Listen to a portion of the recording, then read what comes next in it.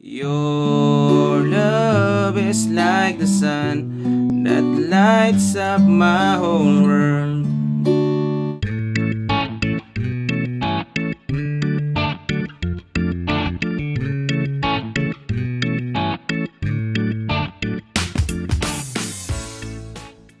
Hello guys! Welcome sa ating bagong video tutorial. Ang tuturo natin sa inyo ngayon ay yung plucking version ng kantang Your Love ni Juris Fernandez. Okay? So ito guys yung girl version ng Your Love ni Alamid, no? So kinover niya ito. So ito guys yung madaling plucking. So kung gusto niyo matutunan yung madaling strumming version ito, puntahan niyo lang sa isang video natin. At kung gusto niyo makita yung full chords ito na may kasamang lyrics, check niyo lang yung ating website, yung askchords.com, andyan sa pin comment natin sa baba. Okay? So, paparinig ko muna sa inyo guys yung kanyang verse para may idea kayo kung natuturo natin, ha? So, doon yung banda sa may You're the one that never let me sleep. Okay, so doon yung banda, no? So, paano yun? So, yung mga chords natin guys, para sa intro at verse ay D. Yan, so first string, second string ito, third string naman ito. Tapos A. So, second string, third string, fourth string. And then G. Ayan. So, yung G guys na apat na daliri ha. Para mas maganda yung tunog. So, first string, second string. Tapos, fifth string. And then, sixth string naman ito. Okay? Tapos, ulitin nyo lang uli yung G. So, dinobli ko yung mga chords yan guys. Yung G kasi para mas madali nyo malaman yung kanyang bagsakan ng plucking. Okay? So, yan. So, 2 times yung gagawin yan, guys, para sa intro. Tapos, 4 times yun naman siyang gagawin para sa verse. Okay? So, yan. So, paano naman yung ating plucking pattern para sa buong kanta? So, ganito lang. Yung numbering natin, guys, lagi ay yung number na string. So, 6, 5, 4, 3, 2, 1. Okay? So, ang gagawin nyo lang, guys, sa lahat ng D ay 4. Yung base muna, 4. Tapos, 3. And then, 2, 1. Pag nasa open and close parenthesis guys, sabay nyo kakalabitin. 2, 1. Pwede rin dalawang daliri, pwede rin isang ganyan. Tapos 3. 3. 3, ito. So, ulitin natin. 4, 3, 2, 1, 3. Okay? Tapos sa A naman, papalitan nyo lang yung base niya ng 5. So, 5, 3, 1, 3. Sa G naman, papalitan nyo lang ng 6. So, 6, 3, 1, 3. Okay, so ganoon lang siya guys, no? So, para mas makuha nyo, pasadahan natin siya. So, pwede nyo ako sabayan guys, no? So, dito tayo sa You're the one that never let me sleep. To my mind, soul, you touch my lips. Tapos pangatlo na You're the one that I can't wait to see.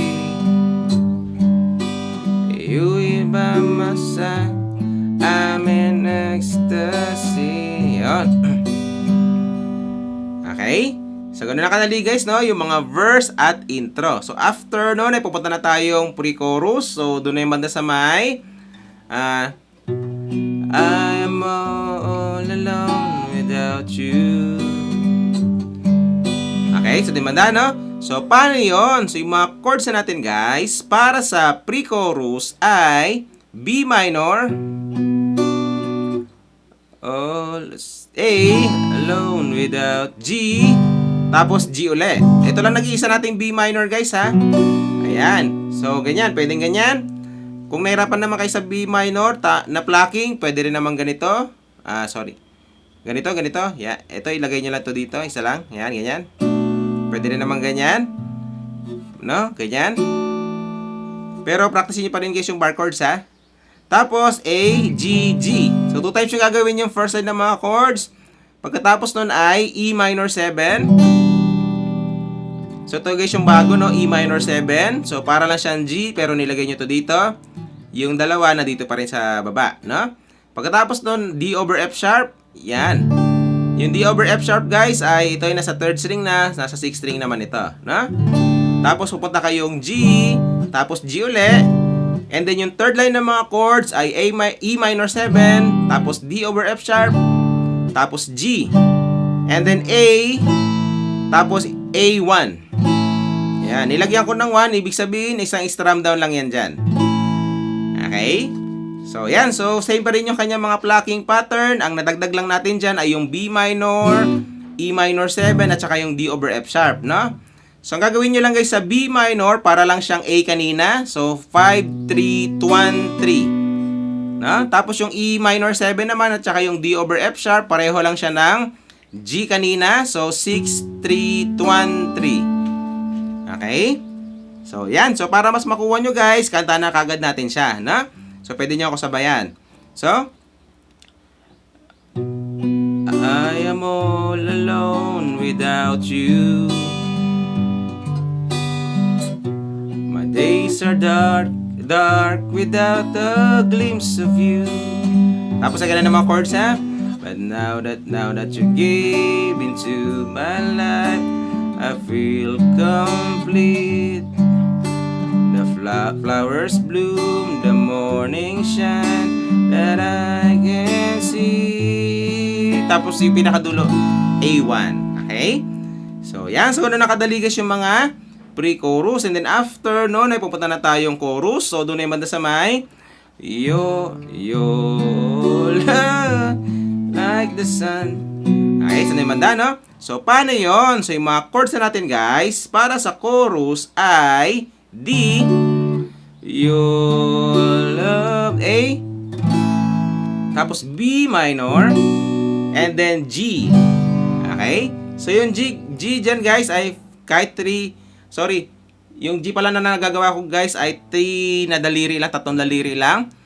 Pwede naman yon. Pwede rin namang 4 na daliri, no? Pero I suggest 4 na daliri yung gamitin niya, no? Baka kasi malito kayo, okay?